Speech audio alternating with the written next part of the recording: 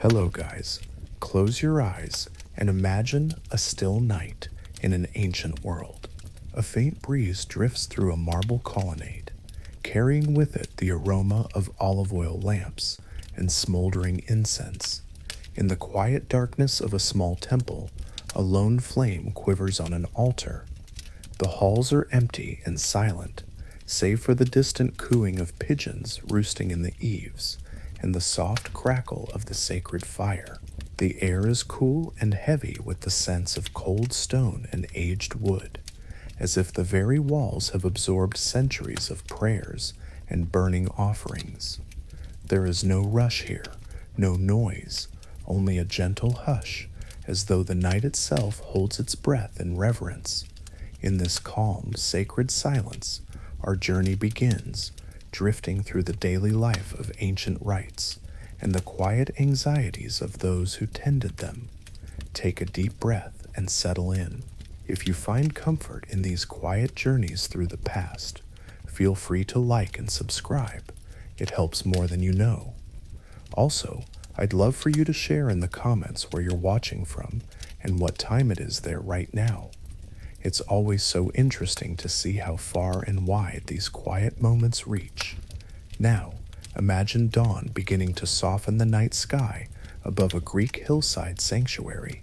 The first pale light sneaks into the open roof of the temple courtyard, illuminating a simple stone altar at the center. A priest, having risen long before sunrise, moves slowly across the courtyard's flagstones.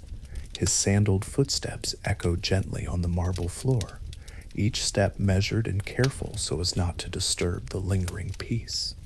In his arms he cradles a wooden bowl brimming with clear spring water, gathered at first light. Droplets spill over and darken the dusty ground as he walks. This water is for purification.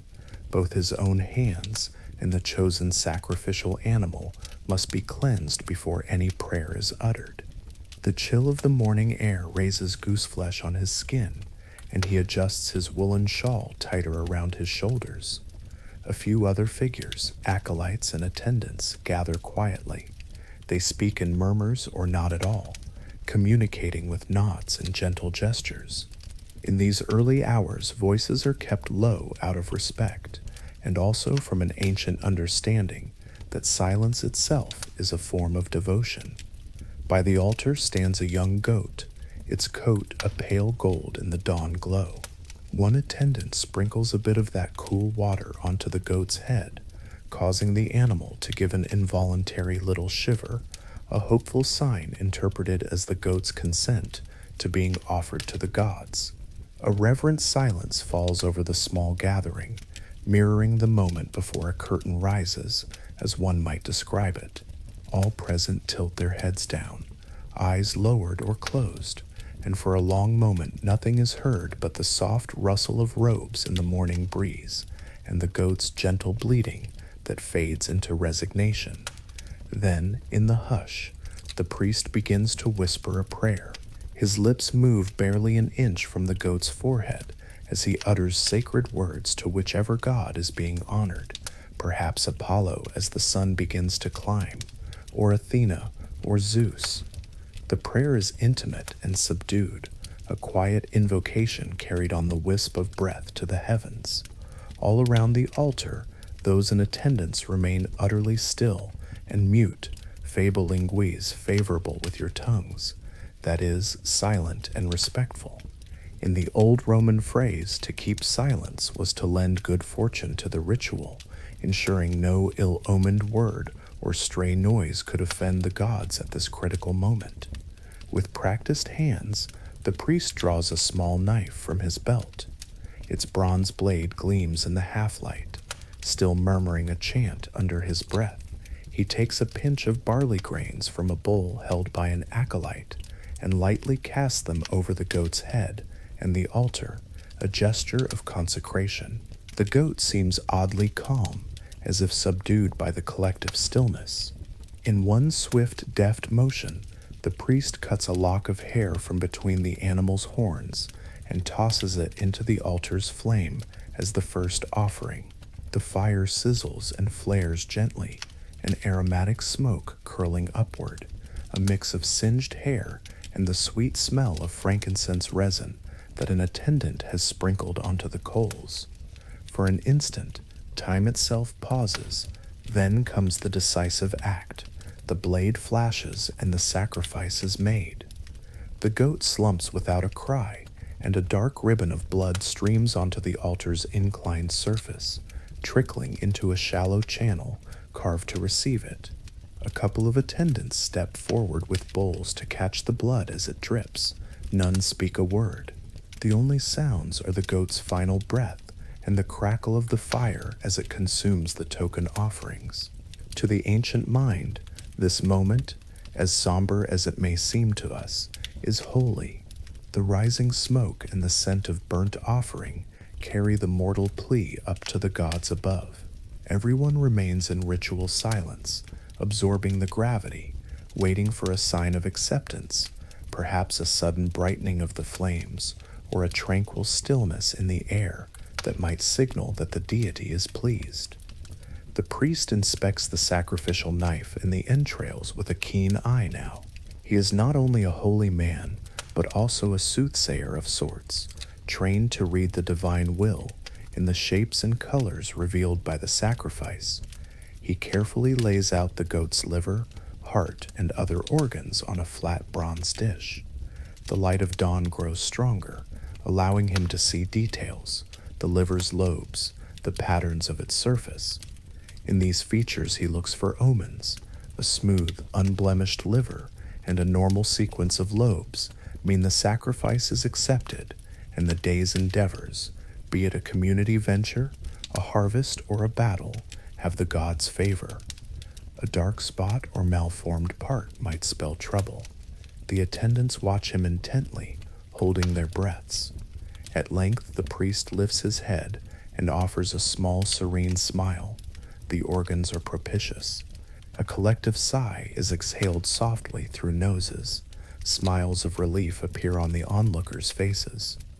Wordlessly, they understand that the god has accepted their offering. Only now do they begin to stir a bit more freely. The tension eases. The remaining tasks proceed. Parts of the goat will be burned entirely for the deity, aromatic smoke for the divine, as the hymn says, the sweet smell pleasing to the gods. Other portions deemed clean and holy will be boiled or roasted and shared among the participants for a sacred meal. Already, a youth brings forward a large clay bowl of wine mixed with water.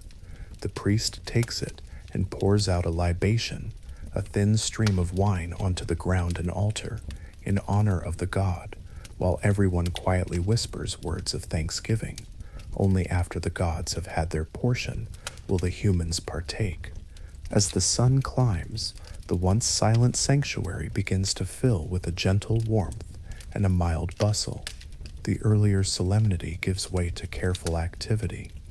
In the temple's open courtyard, a few young attendants prepare tables for the communal feast that follows many sacrifices. Clay cups and plates are set out. There is no clattering. Each dish is placed softly, as if even after the main rite, they handle everything in a sort of hushed reverence. Nearby, a small fountain burbles with spring water, its trickling sound mingling with the first low conversations of villagers who have come to the temple for the morning ceremony.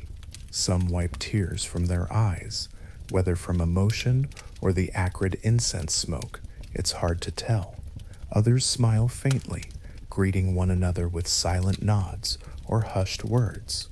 They have slaughtered an animal, yes, but in their worldview, it is a communion with the divine.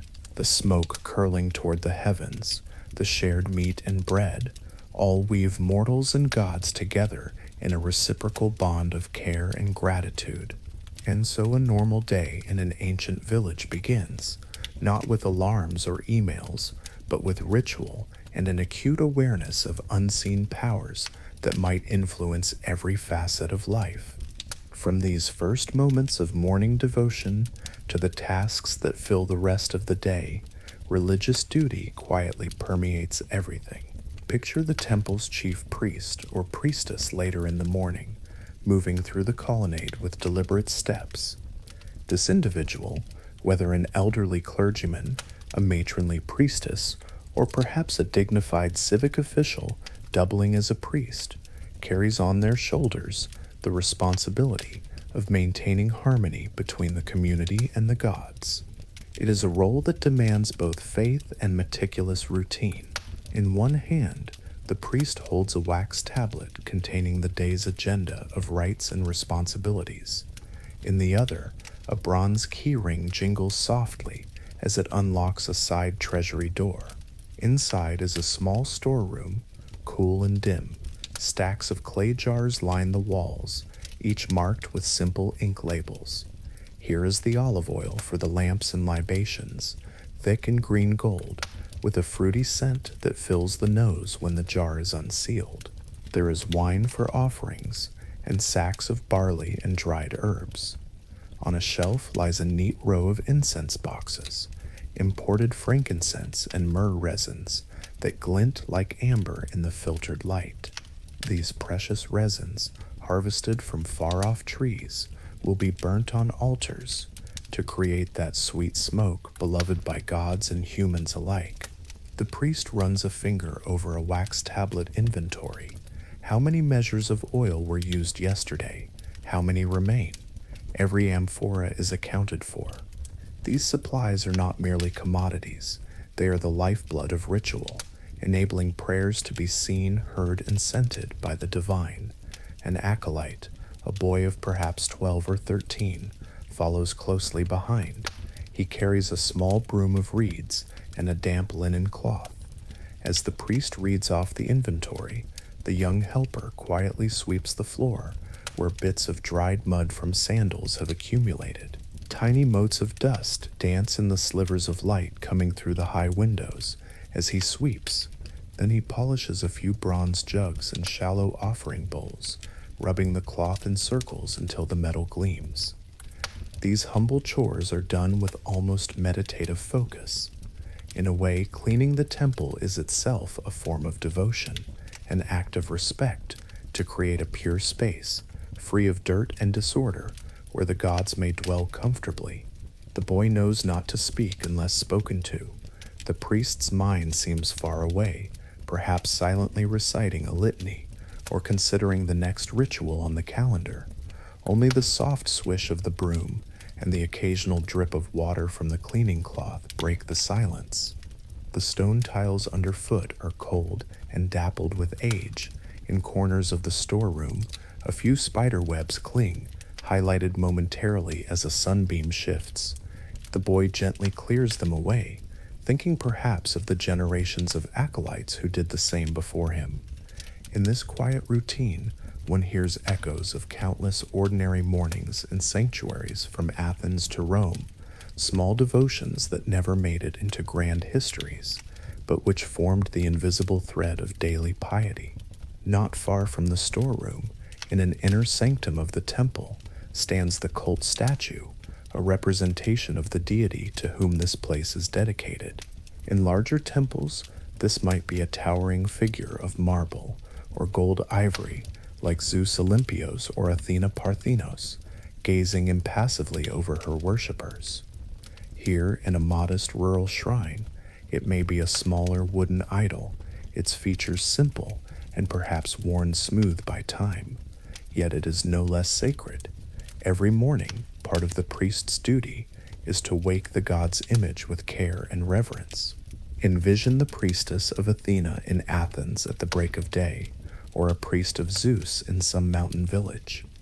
They approach the statue reverently, perhaps ringing a tiny bell or simply clapping softly to announce their presence to the god.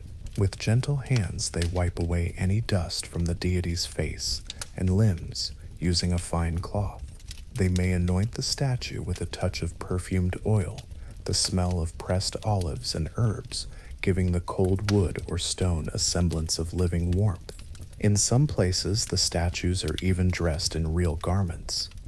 In this imagination, see a priestess of Aphrodite carefully draping a fresh linen robe on the goddess's statue, smoothing the folds so that the statue appears beautifully arrayed. There are historical records that such dressing of divine images was done. The ancient Greeks, influenced by even older Near Eastern customs, treated these statues as more than symbolic.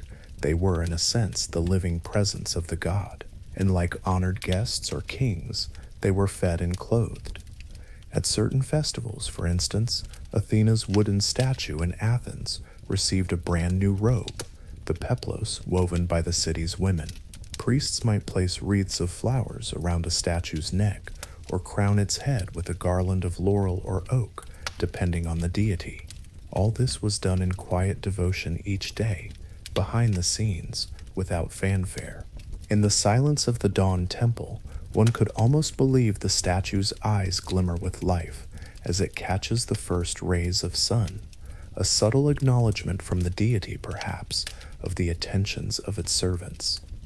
Outside the temple structure, the world of daily life is awakening. The sun climbs higher, burning off the morning mist that clings to the ground. Around the sacred precinct, merchants and farmers begin to stir. There might be a few stalls near the temple gate where local women sell honey cakes or little clay figures of the gods to pilgrims. A pair of goats bleat in the distance as they are led to pasture. But within the temenos, the sacred boundary, the sense of calm persists. Notice a sign engraved on a stone at the entrance, a formal warning to visitors to keep purity upon entering. In some sanctuaries, inscriptions cautioned people to stay out if they had been defiled by a recent death or a birth or even sexual intercourse until a certain number of days had passed and purification performed. Such was their concern for spiritual cleanliness. Perhaps at this temple, a sign might read, "No unpurified person may cross this boundary," a reminder that not everyone could stroll in off the street without preparation. Even animals were sometimes restricted. It was not uncommon for sanctuaries to ban dogs, for example, considering them impure or disruptive in holy places. One can imagine a devoted guard dog tethered just outside the gate, whining softly because it cannot follow its master within. The only animals typically allowed freely were those intended for sacrifice, or sacred animals, like the temple's own cats, useful for catching mice, or doves that nested in the roofs. Indeed, watch now as a pair of white doves flutters down from the temple facade to peck at some spilled grain on the ground. These birds are sacred to the goddess of love, and in many shrines of Aphrodite, doves were a welcome sight, even cared for by temple attendants. Their gentle coos add to the serene soundscape of the sanctuary. As the day progresses, the duties of priests and priestesses extend beyond the altars.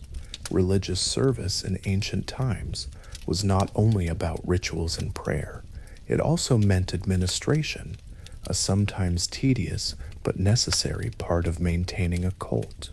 Let us step into a different scene, the office of a head priest in a Roman city temple around midday. This temple might be a grand one, say the Temple of Jupiter in a provincial town, or the Temple of Isis, any cult that has significant following and property. The priest here sits at a wooden desk near an open window. Outside, one can hear the distant din of city life, cartwheels, craftsmen's hammers, the calls of street vendors. But inside this study, it's relatively quiet. On the desk are scrolls of papyrus and parchment, some tied with cords, some unrolled and held flat by small weights.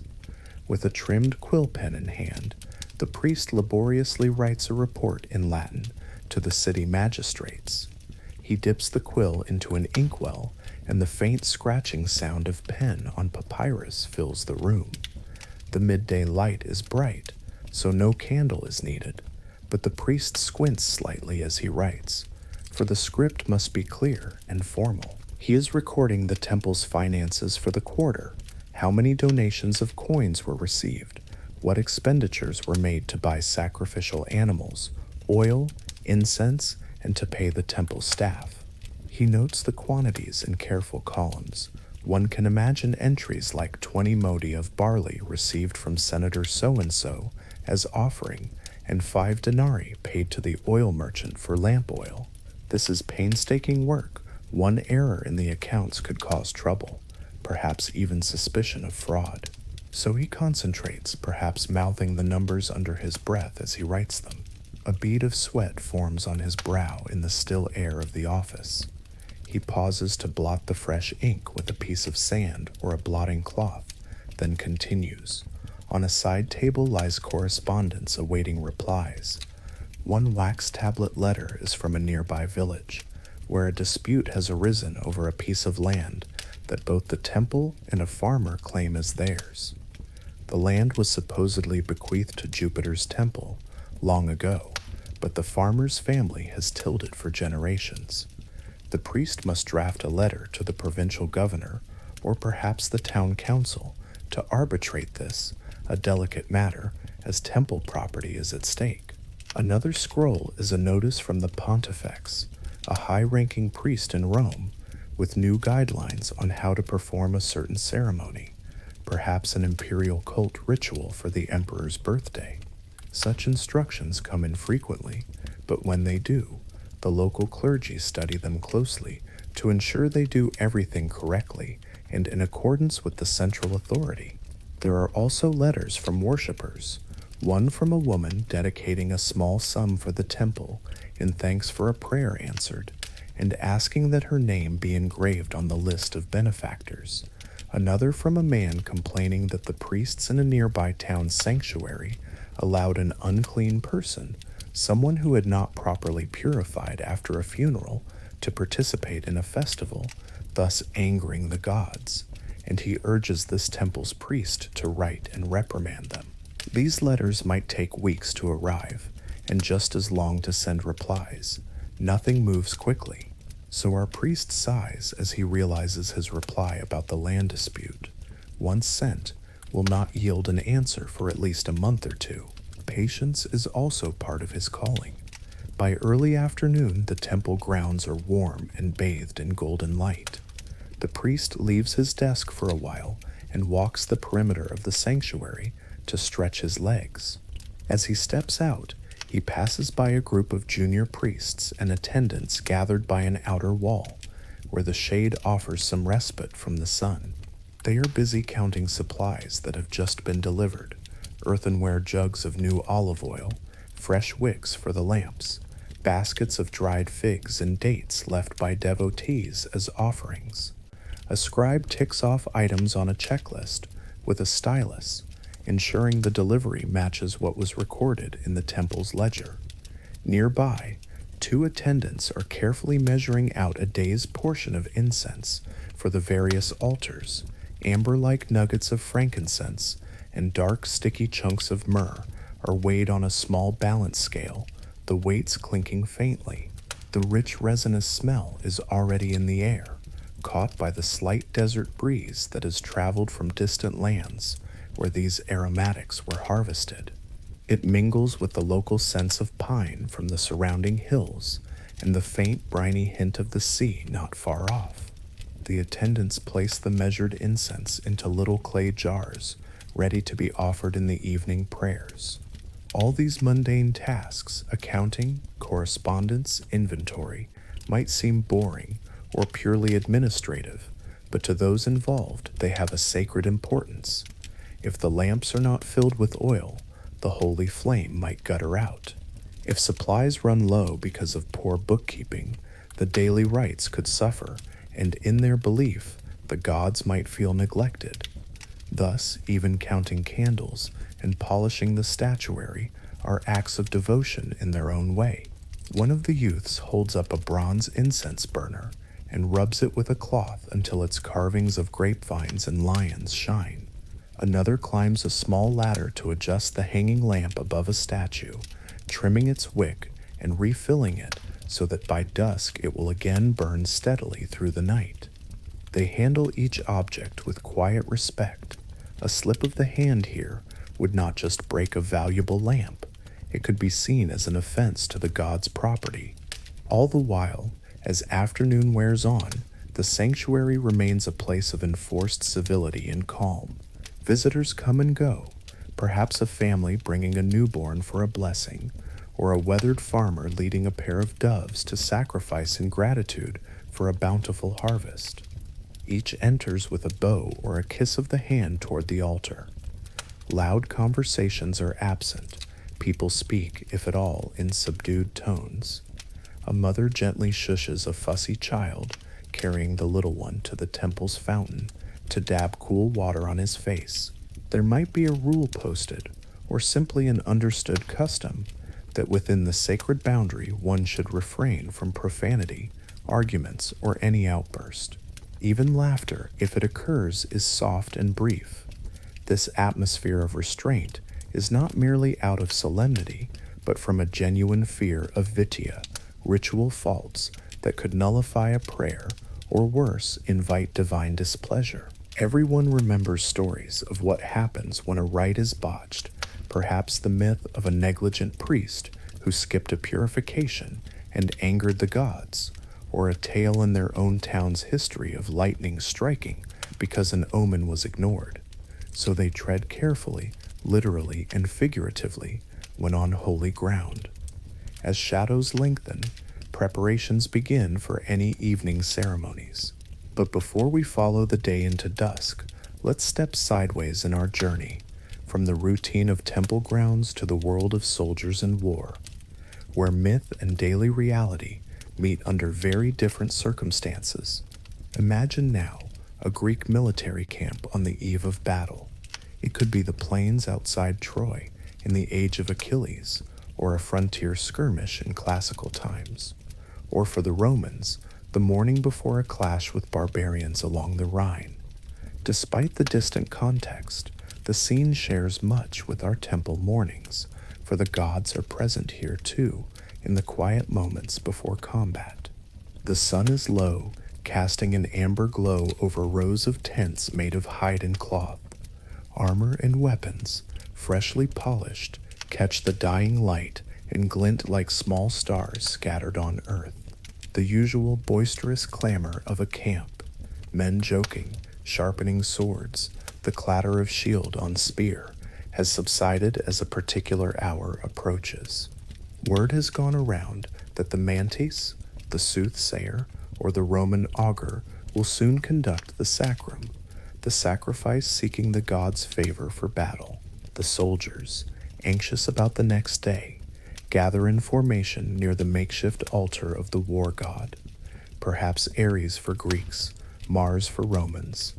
There is a palpable tension, a mix of fear and hope, but protocol demands discipline and quiet. Many warriors stand with heads bowed or eyes closed, silently invoking their personal protectors or thinking of loved ones back home. At the forefront, the soothsayer lets envision a grizzled, long-haired Greek seer named Calcius, or a Roman priest in his scarlet-trimmed toga, with head veiled, stands by a white ram that has been chosen for the sphagia, the pre-battle sacrifice. The ram's horns have been gilded and ribbons loop around its neck. A pair of strong attendants grip the animal by the legs and head, holding it firm. It senses the tension and tugs weakly, but cannot escape. The seer raises a blade, and all around falls so silent that even the breeze skimming over the grass can be heard. Two entire armies, arrayed on opposite sides of a field, might be doing this at the same time, each host watching their priests for a sign, each warrior trying to steady his breath and quell the adrenaline by focusing on this sacred ritual. In our mind's eye, see the opposing armies of Greeks and Persians at Plataea in 479 BC. On one side, the Spartan king Pausanias waits for good omens. On the other, the Persian magi slaughter a bull, a horse, maybe even human captives, seeking their own favorable signs. But for now, we focus on one side, perhaps the Greeks. With a swift motion and muttered prayer to Ares or Zeus of battle, the seer plunges his knife into the ram's throat. The animal's blood gushes forth, staining the ground dark red. Many of the assembled soldiers watch the stream of blood keenly. It may sound grim, but they believe the pattern of its flow, the way the blood jets or pools, can itself portend victory or defeat. The seer, now with bloodied hands, quickly kneels and inspects the ram's entrails, just as the temple priest did with the mourning goat. But here the stakes are terribly immediate. The entire battle might be delayed or called off if the omens are unfavorable. At Plataea, it's recorded that sacrifice after sacrifice yielded ill omens for the Greeks. They dared not advance, so their army stood drawn up in armor, growing unnerved as the enemy's arrows rained down, until at last the signs turned good. Imagine standing there as one of the hoplites in the front line. You can hear your own heartbeat in your ears, and under the brim of your bronze helmet, your brow is damp with sweat, whether from fear or the afternoon heat or both. You grip your spear so hard your knuckles blanch, and you watch the seer's face. He has spread the ram's liver on a shield and is studying it intensely, eyes narrowing. The soldiers hold their collective breath. Minutes stretch out like hours in oppressive silence. A few men whisper quickly to their patron gods. Athena, give me courage. Apollo, let me see home again. Others recall the comfort of their home, hearth, and briefly wonder what their wives or mothers are doing at that same moment. Then suddenly a cheer erupts down the line. The seer has looked up and nodded decisively, raising the liver high as a trophy. The omen is good. A wave of relief and adrenaline surges through the troops. Swords rattle against shields as men exhale and murmur thanks to the heavens. The silence breaks, giving way to the organized chaos of final battle preparations. War cries, the paean chant to Ares, the stamping of feet. The tension transforms into fury and resolve. The battle will commence. Even in war, however, the veneer of religion remains ever present. Throughout the coming clash, some soldiers will fight with tiny protective charms under their armor, perhaps an amulet of Zeus, a snippet of a holy text, or a small figurine of Artemis tied to a leather cord. If a man falls wounded, his first gasping plea might be not to a comrade, but to a god, calling Zeus Soter, Zeus the savior, or some personal deity to spare his life. And when evening falls, if it falls with victory, the survivors will once again perform rites, thanking the gods on bloodied altars, gathering the spoils to dedicate a portion back to the divine.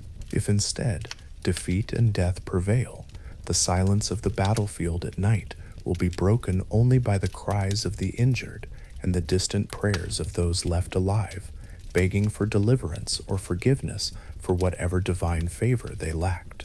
Let us leave the battlefield now and return to the more personal trials of those who dedicate their lives to the gods. War is only one harsh aspect of the ancient world.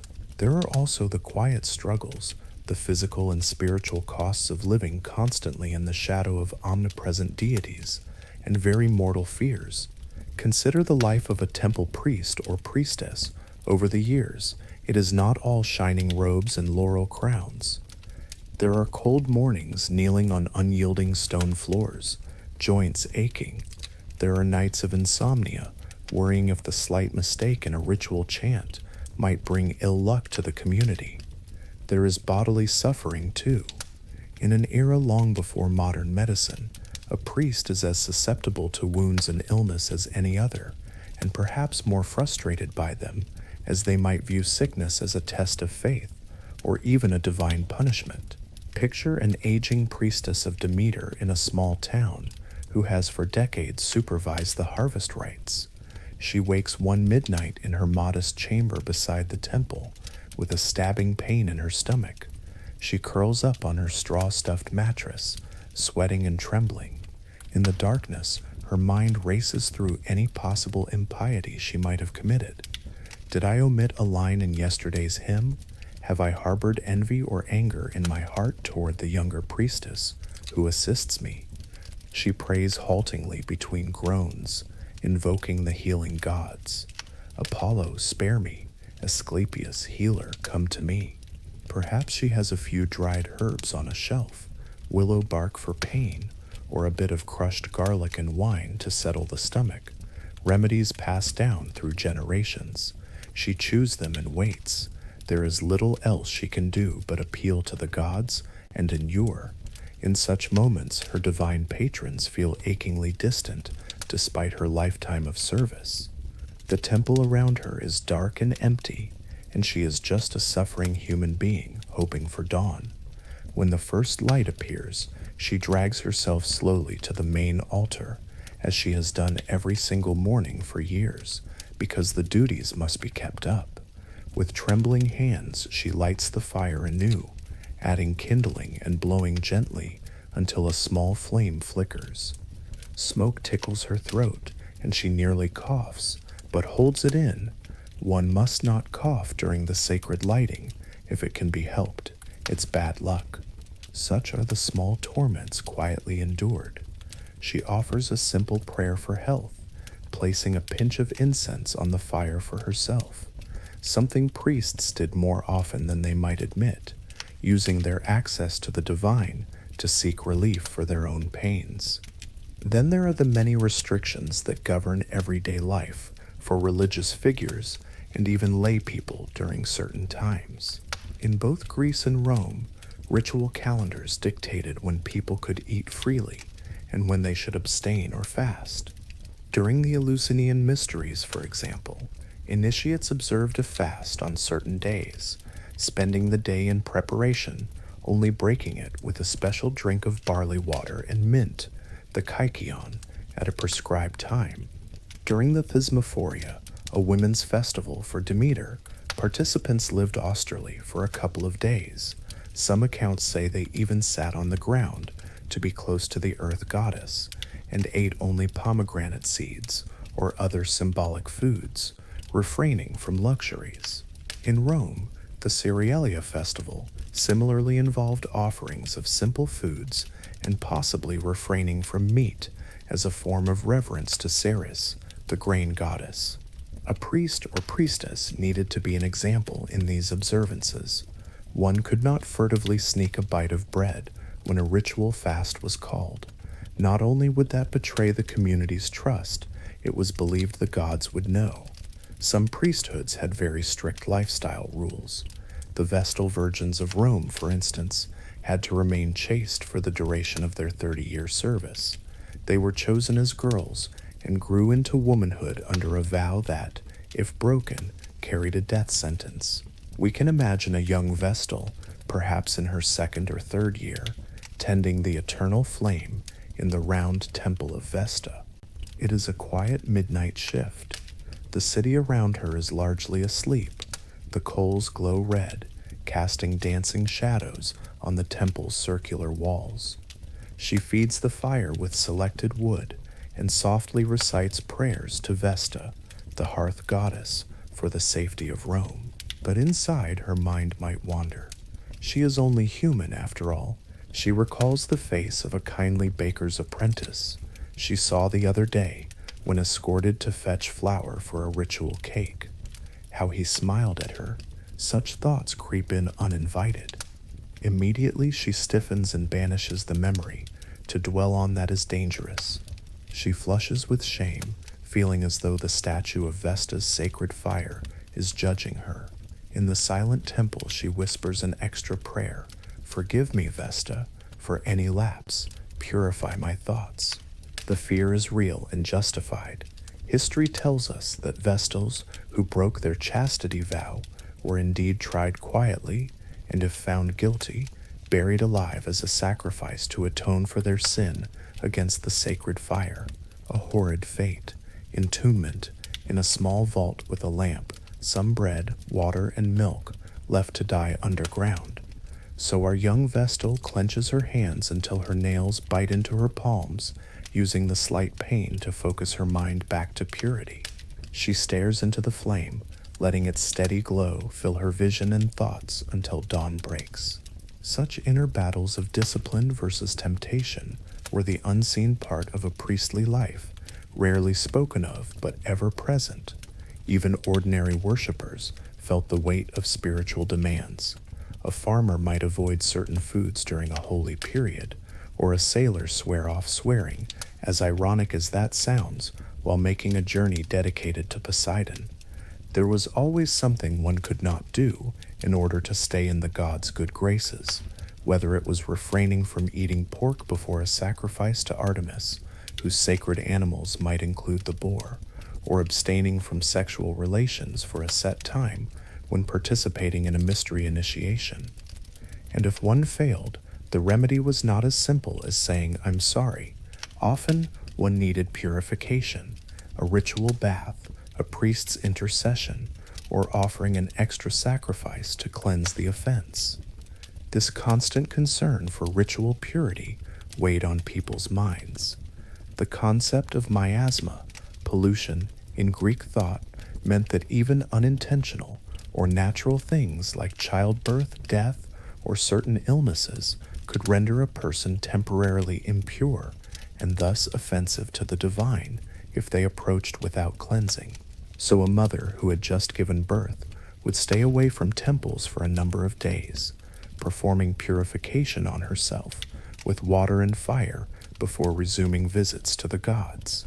A traveler who stumbled upon an unburied corpse on the road might hurry to a sanctuary, not to pray, but to ask the priests how to ritually purify the unlucky taint of that encounter.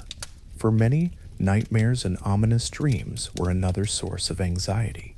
In a world where communication from the divine was expected to come through signs and dreams, a bad dream could set someone on edge for weeks. An older man might dream of his house collapsing. He'd wake up in a sweat, convinced this was a warning from Zeus of earth, and shaking, or Poseidon, who also was god of earthquakes. He might rush next morning to consult a temple oracle or a seer in the marketplace. If he were Greek, perhaps he'd go to the local mantis, who interprets dreams for a small fee. If Roman, maybe he'd seek a haruspice, or even write a letter to the famous oracle at Delphi or Didyma, if accessible. The priests in these roles would listen and then prescribe, maybe sacrifice 2 chickens to appease the gods, and place a votive plaque in the temple. So the man would do so, feeling some relief after effectively confessing his fearful dream and taking action to nullify it. Indeed, confession is not a concept unique to later religions. In the ancient context, it often took the form of publicly revealing one's misdeed to placate divine wrath. In certain temples, especially in Anatolia during Roman times, there were inscription stones where people literally carved out their confessed sins and the punishment the god gave them, so others might learn. Imagine reading one. "I, Elias, spoke falsely in the sanctuary, and Lord Apollo struck me with illness. I have confessed and dedicate this tablet in thanks for my recovery." Such inscriptions, found in places like Lydia and Phrygia, show how an ancient person might handle guilt by owning up in the presence of the deity. For a more private approach, a devotee might quietly tell a priest of a lapse, perhaps a small theft of offering money or an impure thought, and ask how to atone.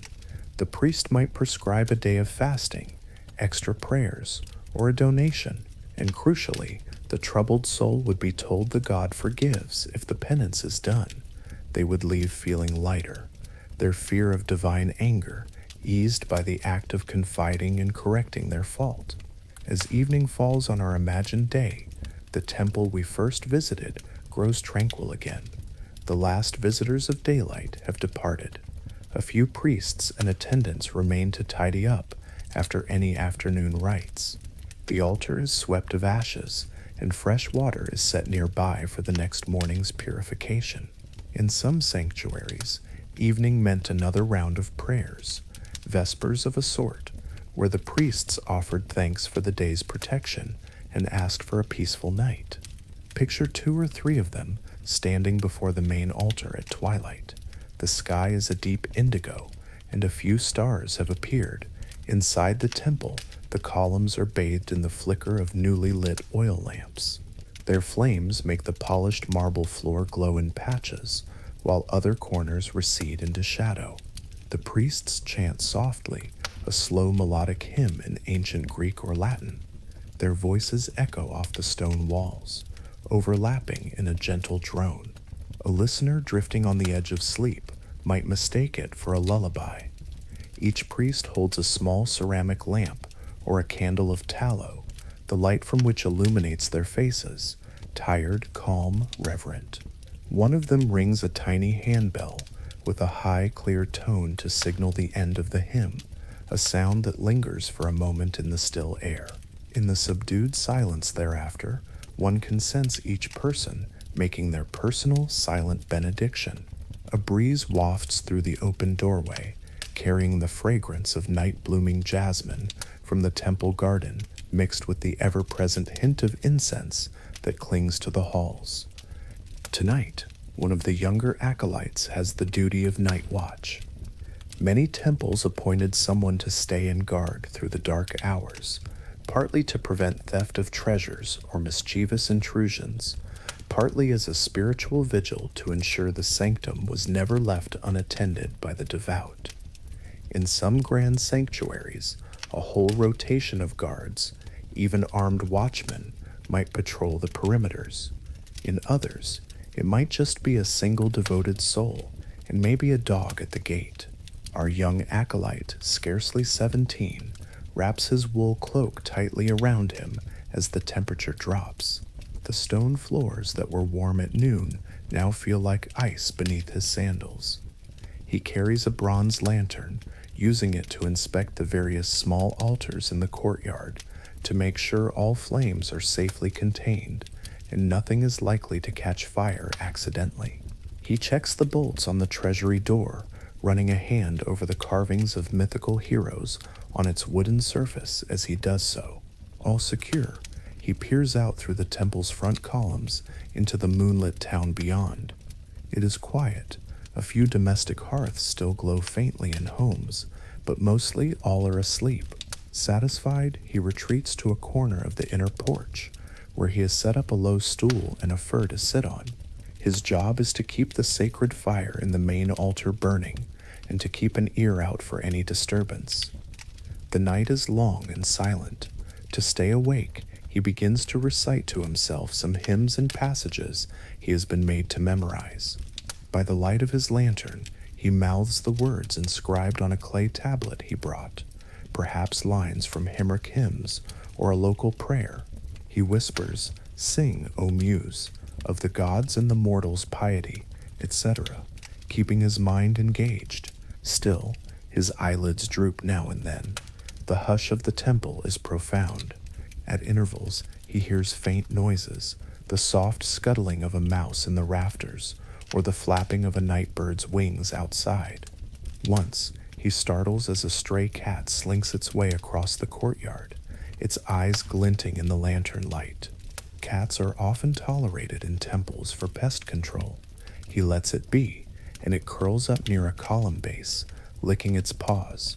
The boy's thoughts wander. This duty is both lonely and awe-inspiring. Alone in the dark with only the statues of gods as company, one can feel very small. He finds himself gazing at the great statue in the cella, half illuminated in the lantern glow. The god's face is expressionless, eternal. The acolyte wonders, not for the first time, if these marble or wooden figures truly contain some fragment of the divine. He has heard stories of statues that wept or spoke or bled, miracles to prove the presence of the god. None such has happened here in his experience, but as he sits, drowsy and contemplative, he almost imagines a soft sigh echoing through the hall, as if the deity itself might be breathing in the silence. He quickly stands and approaches the altar, feeling a sudden need for closeness. Kneeling on the cold marble floor, he clasps his hands and begins to speak in a low voice. "O merciful Lord or Lady, I am here watching over your home. Keep me alert and pious. Protect our city this night. And if I have in any way failed in my duties, I beg your forgiveness." His whisper trails off. The temple is so quiet, he can hear his own heartbeat. Such moments of faith and inner struggle are rarely recorded, but we can surmise they were common.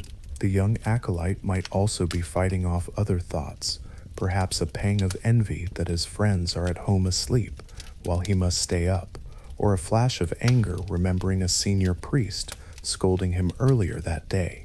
Immediately he would chide himself for these feelings, considering them impurities. A priestly life called for virtues of patience, humility, and chastity of mind. To harbor anger, greed, or lust, even unacted, felt like a betrayal of the sacred trust. In monastic-like fashion, long before Christian monasticism, the temple service had its own ascetic tinge. He might silently confess, "I lost my temper when cleaning the altar. I grew irritated at my brother acolyte. I acknowledge this fault." There is no formal confessional booth here, but in speaking these admissions under the deity's gaze, he finds some solace.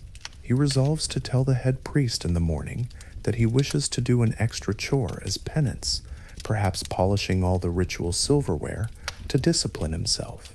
In this way, the temple cultivates an environment of continual self-scrutiny and moral effort, even if the specifics differ from modern notions of sin. Eventually, the night passes. Our acolyte's vigil merges into the next dawn's duties as the cycle continues. And so day by day, year by year, these places of worship function quietly, unless disturbed by outside forces. But history is not always kind to the continuity of sacred traditions. We must now recall the suspicion, intrigue, and eventual decline that awaited the old cults as times changed. For centuries, Greek and Roman religions thrived by being integral to community life. Yet, beneath the surface, there were always undercurrents of politics. Control of a major temple could mean significant wealth and influence, something powerful men did not overlook. Consider the story of the Bacchanalia in Rome in 1806 BC. The Bacchanalia were secret nocturnal rites of the wine god Bacchus, Dionysus, that had spread from Greece to Italy. For a while they went unnoticed, until rumors swirled of scandalous, even criminal activities happening under the cover of night. Wild orgies, poisonings, plots against officials. The Roman Senate grew anxious that these cult gatherings were breeding grounds for sedition. In that year, they launched a massive investigation, quietly at first, using informants. Imagine the fear that gripped the city. Over 7,000 people were said to be involved across Italy. Many were arrested in a swift sweep just before dawn, after the Senate's decree outlawing the Bacchus meetings was read. Temples of Bacchus were destroyed. Worshippers were forced to stand trial. Livy the historian tells us the trials went on for days with barely a pause. For 30 days straight, the commissioners interrogated and punished the accused. The city was hushed in dread. Even those innocent had reason to tremble, he writes, since being named could ruin you regardless. In the end, numerous devotees met grim fates, some executed, some imprisoned, and women handed over to family to be dealt with behind closed doors. This was one of the first big hammer blows of the state upon a religious cult in Roman history, and it set a precedent. When a cult was seen as deviating from accepted norms or threatening public order, the reaction could be severe and merciless. The Bacchanalia affair was a stark reminder that even in a generally polytheistic, open religious climate, there were boundaries that could not be crossed without provoking the secular arm. It also left a lasting scar. Ever after, to call someone a Bacchant was to imply they were part of dangerous, antisocial activity. And the survivors of that purge? Those truly devoted perhaps maintained a furtive Bacchus worship in secret, but many likely abandoned it, too frightened to risk the god's anger and the state's wrath entwined. Political intrigue touched more mainstream cults as well. Priests themselves could become pawns or players in political games. A wealthy aristocrat in Rome might vie to be elected to an important priesthood like the Pontifex Maximus, chief priest, not purely out of piety, but because it conferred social status and a say in state decisions. Julius Caesar famously became Pontifex Maximus early in his career, and later, as the Republic waned, the emperors themselves took on that title to assert both secular and religious supremacy. One might imagine the gossip in the Roman Forum. Did you hear Senator so-and-so donated a marble portico to the Temple of Apollo? He's clearly currying favor to get the priesthood next year. Or in an eastern province, the high priest of the imperial cult in Asia is petitioning Rome to build a second temple to the emperor. He wants to outshine the rival province. Thus, even in seemingly holy endeavors, human ambition seeped in quietly. But the decline of the old mythologies as living religions truly accelerated when a rival belief system, Christianity, rose to dominance in the empire. It happened gradually, and then suddenly. For a long time, Christians had been a small, sometimes persecuted sect, but by the 4th century AD, they gained imperial favor. The transformation was dramatic, and for the traditional temples, devastatingly final. Laws began to be passed that curtailed pagan practices. No more blood sacrifices, decreed Emperor Constantine and his successors. Imagine the shock of priests across the empire reading an edict that forbids the very core of their worship, offering animals to the gods. To them, such a ban must have felt like telling them to cease breathing. Some likely tried to comply superficially, perhaps switching to incense-only offerings, but such half measures could not fully substitute in their theology. Then came the Emperor Theodosius at the century's end, with even stricter decrees. By 391-392 AD, he issued laws that closed temples, banned even visiting them, and abolished the remaining public festivals. The sacred fire of Vesta in Rome, burning, it was said, since time immemorial, was extinguished by order of the state. The Vestal virgins were removed from their offices, and their venerable college disbanded after over 1,000 years of service. One can picture the last Vestal virgins, perhaps weeping quietly as they walked out of their house for the final time, the ashes of their sacred flame still smoking on the altar, but now left to go cold. The altar of victory, a symbol in the Senate House, was taken away despite protests from the last pagan senators. State funding to temples was cut off. Properties were confiscated. Without support, many temples in the cities shut their doors. Some priests, seeing the writing on the wall, simply left, retiring to country life, or even converting to the new religion to survive. Others held on, serving a dwindling band of old believers. In the countryside, the story dragged on a bit longer. Rural folk, the Pagani, from which pagan comes, often clung to the old gods for decades, even centuries, out of tradition. But even there, the pressure mounted. Zealous Christian monks and bishops, sometimes with unofficial mobs, went out to eradicate what they saw as devilish idolatry. The eloquent Libanius, a pagan orator in Antioch, wrote an impassioned plea to the emperor, begging that rural temples at least be spared the wrecking crews. He describes monks in black garb swarming like ants over the land, tearing down altars, smashing statues, overturning temples, and driving away the priests, all without official sanction, but in the fever of religious fervor. The temples are the soul of the countryside, he mourned, warning that when they fall, the villages around them wither and die as well. In many cases, his plea fell on deaf ears. The tide had turned. One by one, the great sanctuaries of the old gods fell silent. The Oracle of Delphi, once the proud navel of the world to Greeks, delivered its last prophecy, and then no more. By tradition, its final utterance told of Apollo's departure. The fair temple has fallen. No prophecy from the laurel anymore. The spring has dried. The voice is stilled.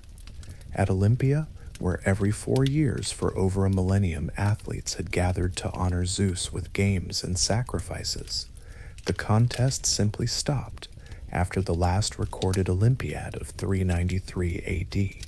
The stadium grew quiet, and weeds claimed the track where victors once toiled. The great golden ivory statue of Zeus by Phidias may have been carted off to Constantinople only to perish in a fire, or maybe it just decayed in place. Accounts differ. Either way, no pilgrim's eyes would gaze upon it in awe again. Some temples found new life in new guise. Many were converted into Christian churches, a pragmatic reuse of sturdy buildings. In Rome, the Pantheon, a majestic temple to all gods, was consecrated as a church of the Virgin Mary and all martyrs in the 7th century, which is why it still stands intact to this day. But at the moment of conversion, think of what that entailed. The bronze statues of Jupiter, Mars, Venus, and the rest removed or melted, the altar repurposed for Mass, inscriptions of old triumphs and dedications scraped away to make room for new crosses and saint symbols. In other places, temples were abandoned entirely or used as quarries for stone. A farmer might knock down a temple wall to get stone blocks to build an extension to his house, not caring that the stones once framed a god's sanctum. A sense of emptiness settled where once there had been lively ritual. Imagine an old man, perhaps one of the last priests of a local shrine to Artemis in the hills of Greece, around the early 5th century AD.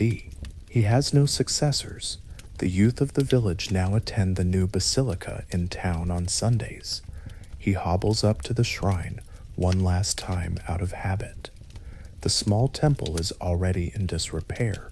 Its roof timbers sag, tiles missing. Weeds grow between the paving stones. Inside, the cult statue of Artemis still stands, but someone, perhaps zealous youths, has smashed the face off the marble statue and broken the arms. The altar is cold. No fire has been lit here in months or years. The old priest had hidden a small oil lamp and a vial of incense in a crevice after the edicts came banning traditional worship. Now, with shaking hands, he retrieves them. He lights the lamp, its feeble glow illuminating the once familiar interior, now eerie in its abandonment. He sprinkles a last few grains of incense on the cold altar and watches them smolder, releasing a wisp of fragrant smoke that coils toward the ceiling through a shaft of moonlight. He whispers a prayer to the goddess, not loudly, lest someone hear and report him, but under his breath, perhaps simply, "Lady Artemis, I honor you." There is no response but the rustle of leaves from the sacred olive tree just outside, its branches poking through a gap in the roof. He feels both foolish and sorrowful. Foolish because he knows the world has changed and his acts seem futile. Sorrowful because he remembers the festivals of his youth, when this temple was adorned with flowers, filled with the singing of girls and the laughter of families bringing offerings. Now only ghosts of those memories inhabit the place. The priest leaves, closing the creaking door behind him, if it will even close. Eventually, nature fully claims that temple. The roof collapses in a storm years later. The statue's broken pieces become homes for lizards and birds. The sacred spring nearby clogs with fallen leaves. Silence and stillness reign, broken only by wind and the occasional bell from a distant church. In the end, all that remains of many ancient cults are fragments and ruins, as well as the literature and art that outlived them. A tourist or scholar centuries later might stumble upon a half-buried column in the woods or an overgrown altar stone, with a faint inscription giving a hint of the devotion once poured out there. Perhaps it reads, in worn Greek lettering, "To Artemis from the citizens, in thanks for the harvest." That stone now lies toppled, moss-covered, with no priestess to tend it or supplicants to crown it with garlands. The anxiety, the hopes, the everyday rituals that were once so vital have receded into the quiet oblivion of history. Think, too, of the books and scrolls, the hymns, ritual manuals, theological ponderings that were lost in the transition. Some might have been deliberately burned as pagan literature, others simply not copied and thus perished from neglect. A library of a temple, once containing oracular sayings and records of centuries of festivals, may have been cleared out, the scrolls tossed aside, or used to wrap fish in the marketplace. The knowledge of certain ceremonies faded because no one remained to remember them. Maybe a curious child in a now Christian family found an old chest in the attic containing their grandfather's paraphernalia from when he was a priest of Zeus, some white robes, a knife, a libation bowl, and notebooks filled with strange songs and calendar markings. The child takes them to the parents, who, not knowing what to do, quietly bury or burn these items to avoid any association with the old ways. And so, bit by bit, details were erased. And yet, not everything vanished utterly. The old temples left their bones in the landscape, impossible to ignore. Many were repurposed, as we said, and in doing so, transferred a sense of continuity into new contexts. The rituals died, but the stories of the gods and heroes lived on, retold as cultural tales, if not sacred truth. Over time, people might forget the exact incense to burn for Hera's praise, or the precise words to speak when installing a new flute player at the spring festival. But the names of Hera, Zeus, and Athena continued on the tongues of poets, playwrights, and eventually schoolchildren learning about the myths of a bygone era. The human hopes and fears that those gods personified, love, war, wisdom, the harvest, the sea, did not disappear either.